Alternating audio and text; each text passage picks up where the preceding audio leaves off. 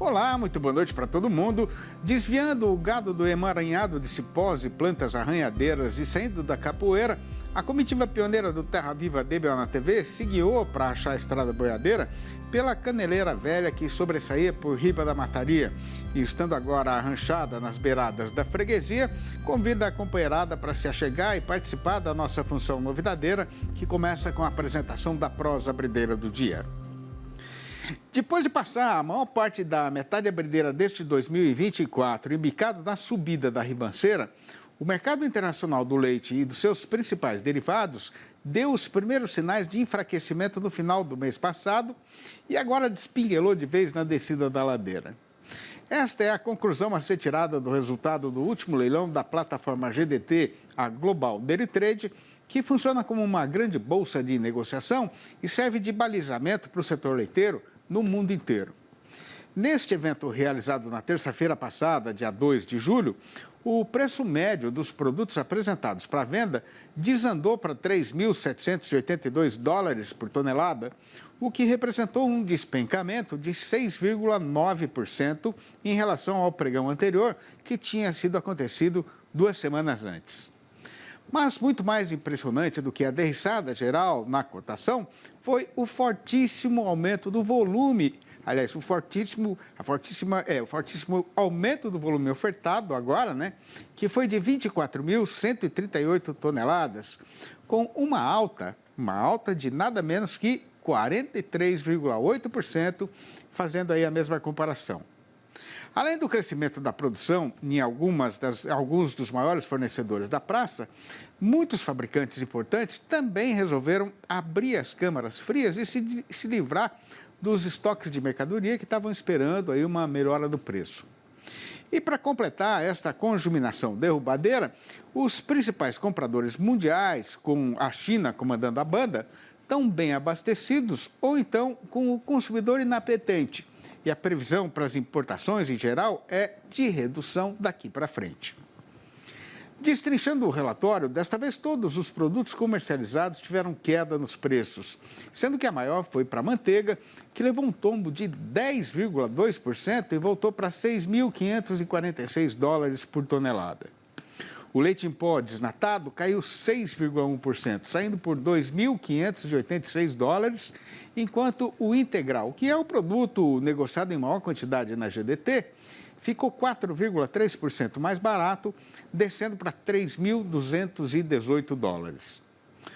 Olhando agora a situação do ponto de vista do pecuarista brasileiro, o caso é de preocupação, porque mesmo com as tarifas do Mercosul e com a disparada do dólar, os derivados importados continuam levando vantagem em relação aos nacionais e vão continuar invadindo o nosso mercado. No serviço cotidiano com mestiço, a gente vai levando a lida no eito, assim, do nosso jeito, mas quando alguma questão de mais difícil compreensão ameaça empatar a vida e não deixar o carretão seguir em frente, o certo é consultar logo um especialista, o que vai ser feito agora com a apresentação da nossa conversa com o analista. Olá, Felipe Fabri, zootecnista e analista de mercado aqui da Scott Consultoria. Eu estou aqui hoje para responder uma pergunta que chegou a respeito aí do confinamento e o momento ideal para travar preço no mercado futuro. Como que eu sei qual é este momento? Mas antes de responder essa pergunta que chegou para nós aí, vamos deixar um convite para que vocês visitem confinabrasil.com e vejam tudo que a nossa pesquisa expedicionária está trazendo de novidades, mapeando aí confinamentos, semi-confinamentos, enfim, a produção intensiva do Brasil de norte a sul. Então fica aí o convite, confinabrasil.com, lá você acompanha de perto a nossa pesquisa expedicionária. Bom, a respeito da pergunta que nos chegou, a resposta ela vem muito com relação aos seus custos. O primeiro fator para eu saber quando é o momento ideal para eu travar meu preço no mercado futuro, para eu fazer uma operação de hedge ou um seguro de preço mínimo, é saber os meus custos. Se os meus custos hoje relacionados aí à minha arroba engordada, minha arroba produzida, estão com uma margem interessante no que há em tela no mercado futuro, por exemplo, hoje em São Paulo a gente tem uma referência para outubro girando entre R$ 240, R$ 245, o que com os custos de produção, o custo da arroba engordada nesse momento, trazem uma margem interessante ao confinador. Então, eu sei desse cenário, eu quero tomar uma providência, eu quero ter um seguro de preço mínimo, acreditando aí que talvez o preço possa subir mais lá na frente. Bom, o segundo passo é procurar uma corretora de procedência dentro do agronegócio brasileiro, que possa auxiliá-lo na estratégia de compra e venda, na estratégia de posicionamento com relação à compra no mercado, tá? Então, esse seria o principal ponto. Como eu vou saber que é o momento ideal? Tendo ideia dos meus custos, tendo ideia do que há em tela neste momento, e se a minha margem é confortável, pegando um histórico da minha propriedade, se está sendo uma margem interessante para eu realizar essa operação. Então, e aí, com base nessas informações, procurar o profissional adequado para poder realizar toda a questão aí de trava, de hedge, de operação. Aqui na Scott nós não realizamos esse tipo de ferramenta, mas indicamos profissionais da área que podem dar um suporte. Então, fica aí, caso tenha interesse em saber um pouco mais, procure a equipe da Scott Consultoria que a gente vai indicá-los com relação a quem procurar. Um forte abraço a todos e até a próxima. A comitiva pede licença para fazer aqui uma rápida parada e volta em instantes para retomar a caminhada. Aguarde. Impresso ou digital? Se você quer o melhor conteúdo para a pecuária, fique com os dois. Tenha sempre seus exemplares da DBO à disposição, no escritório, na caminhonete ou ao alcance de seus colaboradores na fazenda. DBO é fonte de conhecimento, reportagens de campo, matérias, artigos e análises de mercado. Entre lá na nossa loja no portal DBO e faça sua assinatura impressa e digital ou só digital. Os companheiros e companheiras produtores de leite brasileiros estão penando e padecendo por causa de uma história absurdamente contraditória, que é a desconjuminação da situação do preço aqui no nosso próprio terreiro e lá no estrangeiro. O caso é que, desde o final do ano passado, o valor pago ao fazendeiro está subindo e recuperando uma parte da forte queda acontecida nos anos recentes. O que é bom e necessário para quem ganha a vida nessa lida de criar bezerra e ordenhar a vaca leiteira, né?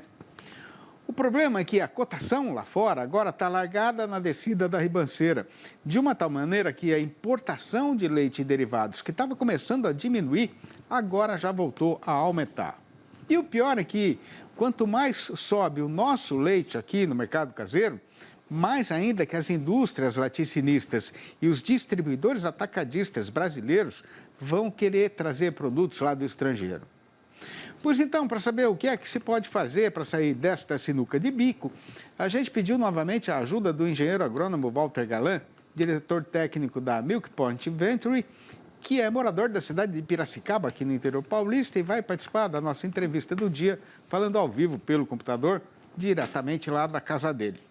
Boa noite, Walter. Mais uma vez é uma grande satisfação ter a sua presença internet aqui no nosso arranchamento eletrônico. Muito obrigado e seja muito bem-vindo, como sempre. Tudo bom, Sidney? Boa noite a todos. Aí um pouquinho de frio, né? Vamos tentar descobrir o que vai acontecer com o mercado de leite. Pois é, chega de calorão também, né, Walter? Está na hora de refrescar um pouquinho, né? Ô, Walter, isso. Começando pelo caso que está sendo passado aqui no nosso mercado doméstico, né? O que é que está acontecendo com o preço do leite pago ao produtor brasileiro? Bom, a gente teve o leite de maio pago em junho, ele deu uma subida boa, na média CPA Brasil, 26 centavos.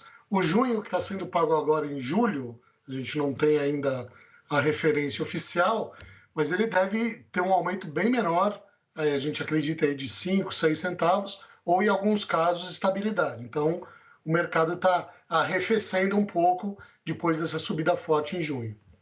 Comparando agora esse preço de hoje, Walter, com o que foi pago nessa mesma época do ano passado, o que foi que aconteceu de lá para cá? Se a gente pegar o acumulado de janeiro a junho, nós estamos ainda bem abaixo do ano passado, cerca de 15% abaixo. Se a gente pegar só o mês de junho, está praticamente igual. 2,71 esse ano, 2,72 do ano passado, então é praticamente o mesmo preço, né? Então, os preços estão se igualando à medida que os meses vão passando. Uhum. Como é que está essa recuperação do preço acontecida até agora? Como é que essa recuperação está influenciando aí a produção de leite aqui no país, Walter? A gente teve uma produção no primeiro trimestre, segundo o IBGE, 2,2% maior, acertando aí o ano bissexto, né? A gente acredita que o segundo trimestre venha menor do que o ano passado, porque a gente teve uma queda de preço bastante forte no segundo semestre do trimestre ou semestre do ano passado. Mas agora, com essa recuperação de preços, a rentabilidade do produtor melhora, então a gente tem um cenário aí para frente um pouco melhor para o produtor de leite. Agora, considerando o custo aí de produção e o preço pago pelo laticínio atualmente, né? O que é que deve acontecer? Você acredita ainda que há tempo ainda para aumentar um pouquinho a produção, aumentar a oferta aqui no Brasil no curto prazo? A gente acredita que na média 2024 deve ficar muito parecido com 2023, não deve crescer muito. A gente, nesse meio de ano, deve ter menos produção do que o ano passado e no último trimestre do ano uma recuperaçãozinha, mas na média do ano deve ficar muito semelhante ao ano passado, sem muito crescimento. Olhando agora lá para fora, Walter, qual é a situação atual dos preços do leite, dos derivados do mercado internacional, falando assim no geral? Você mencionou, né? A gente teve uma queda forte aí no leilão de EDT, que é o leilão lá da Nova Zelândia, que é um balizador aí dos preços internacionais. Na virada do mês aí a gente teve um leilão, caiu 7% os preços gerais, 4,3% o leite em pó. Então, o que está acontecendo no mercado mundial? Produção se recuperando e a demanda um pouco menos acelerada. Então, mais produção, menos demanda, os preços de fato caem. Isso acaba nos influenciando porque a gente é importador de leite no final do dia, né? Agora, quais são os principais motivos aí desse enfraquecimento do mercado lá no estrangeiro, Walter? A oferta vem se recuperando, né? Os preços mais altos ou crescendo no começo do ano fizeram a oferta se recuperar e a demanda, principalmente de China, né?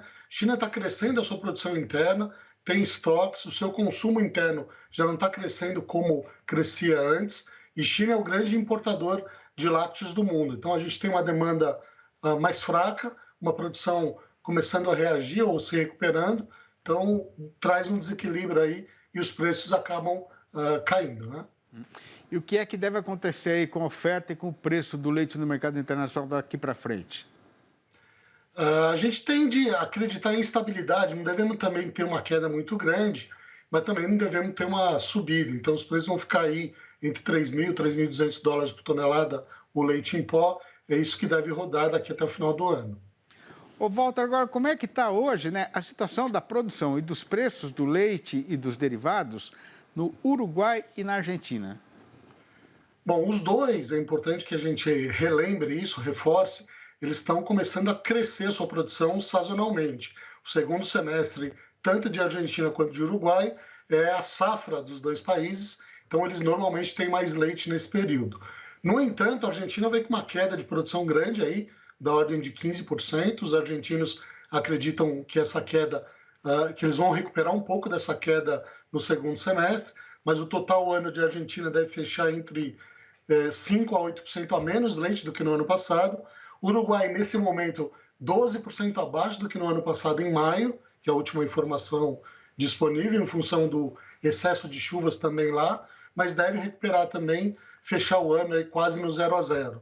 Mas o segundo semestre, tanto para um quanto para outro, é de mais leite em função da safra. Ô, Walter, você já tem aí o resultado da balança comercial do setor leiteiro em junho, né? Que foi que aconteceu com as importações dos laticínios e distribuidores brasileiros, hein? Você adiantou o assunto aí no começo, né, Sidney? As importações voltaram a crescer 178 milhões de litros de leite equivalente, tinha sido 146 em maio, né? O leite em pó, a importação de leite em pó caindo um pouco, mas a importação de queijos crescendo bastante. E aí diretamente por supermercados, distribuidores, então ainda estamos importando bastante leite e derivados lácteos do Mercosul. Deve continuar crescendo as importações? A gente acredita que elas seguem bastante competitivas, Sidney, porque, como você mencionou, os preços aqui elevados, apesar do dólar que desfavoreça, elas seguem competitivas. Muito bom, a gente vai continuar acompanhando, evidentemente, a gente sempre conta aí com a sua ajuda e com o pessoal do Milk Point para ajudar a gente a entender o mercado. Obrigado, viu, Walter? Grande abraço para você e para toda a turma boa aí do Milk Point. Até a próxima. Beleza, Sidney? Obrigado a todos, obrigado a você pela oportunidade. Estamos à disposição aí. Muito obrigado. Pela própria natureza dos animais e pelos sinais que a gente está acostumado a ver no gado, é certeza que a boiada está começando a ficar cansada, sendo então esta hora recomendada para se fazer aqui mais uma parada ligeira, mas não vai demorar mais do que 3 minutos e um caquinho para a gente recomeçar a nossa lida conversadeira. Aguarde. Já faz um bom pedaço de tempo que os companheiros e companheiras pecuaristas brasileiros descobriram que um jeito seguro de garantir um lugar na jardineira que vai levar a atividade daqui para o futuro é investir na modernidade, né? Pois então, entre outras tantas maneiras de fazer isso, uma das principais é ter sempre no alcance da mão a identificação individual dos animais da sua propriedade. Pois então, a respeito desta tecnologia, a gente conversou recentemente aqui no programa com o médico veterinário Luciano Lobo, gerente de rastreabilidade da MSD Saúde Animal, e sendo assunto de grande utilidade e atualidade, os companheiros e companheiras boiadeiros estão convidados a ver de novo a gravação que foi feita naquela ocasião. Confira. Boa noite, Luciano. Obrigado por você ter aceitado o nosso convite para essa entrevista aqui na televisão. Uma satisfação ter a sua presença novamente aqui e seja muito bem-vindo ao nosso arranchamento eletrônico. Faz favor de se sentir à vontade, viu? Sidney, muito obrigado. Eu que agradeço em nome da MSD. É sempre um prazer conversar com você e contribuir com todos que estão nos assistindo. Muito obrigado. Prazer é nosso. Ô, Luciano, falando assim no geral, né? Porque a identificação individual dos animais é de extraordinária importância na pecuária moderna.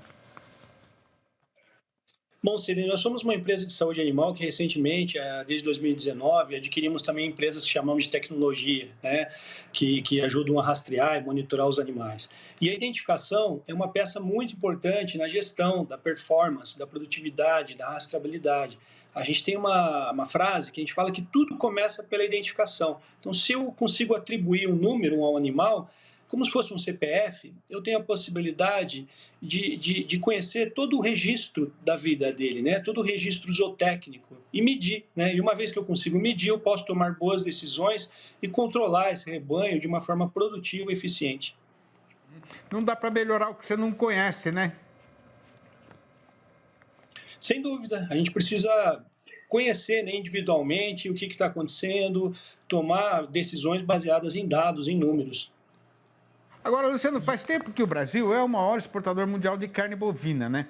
O que é que a identificação dos animais tem a ver com isso, hein?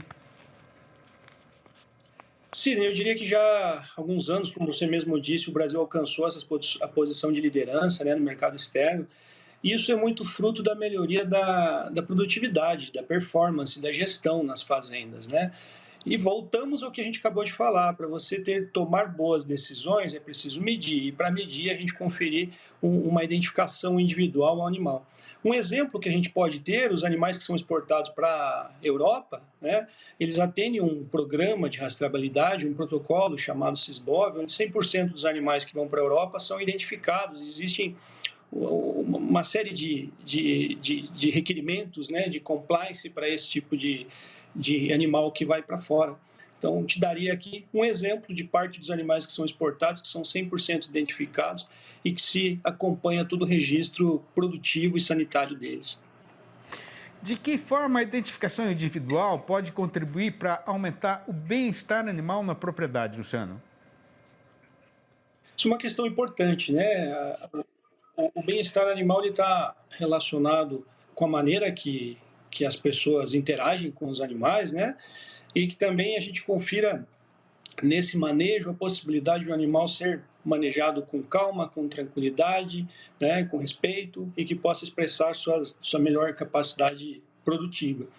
A gente, conferindo o uso de identificadores nesses animais, né? Por exemplo, identificadores eletrônicos, a gente pode automatizar processos, facilitar a vida das pessoas que manejam os animais e também com que o manejo dos animais seja mais tranquilo, mais automatizado, que a gente vai precisar conter, né, menos os animais e aí também ter menos chance de erros, né, das informações que estão sendo capturadas. Então, a identificação eletrônica é uma questão muito importante para ajudar no manejo e no bem-estar animal. E algumas fazendas até estão removendo o uso de marca-fogo, né, de ferro quente, substituindo pela identificação animal.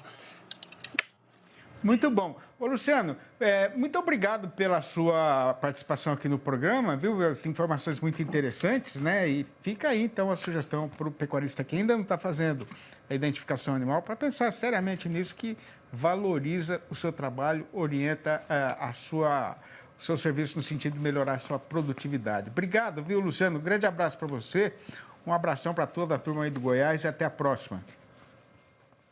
Super obrigado, um grande abraço. E hoje, dia 9 de julho, é feriado aqui no estado de São Paulo. E por conta disso, o pessoal que faz a pesquisa dos preços do boi gordo no mercado não trabalhou. De modo, então, que a gente não vai ter jeito de fazer o noticiário e o nosso comentário a respeito da evolução da cotação no dia. Sendo assim, a nossa prosa já está chegando ao fim, mas para arrematar a função ainda dá tempo de fazer a recitação do versinho do dia, que é o seguinte, vai ouvindo. Para começar a cantoria, o caboclo carece de riscar firme a viola de harmonia e fazer o levante para chamar a atenção da assistência. Depois é só tocar adiante a função com sabedência e paixão, respeitando a tradição e demonstrando habilidade e sinceridade, até chegar no baixão, que deve ser cantado para arrematar a apresentação e conquistar de vez o coração do povo da cidade e do sertão.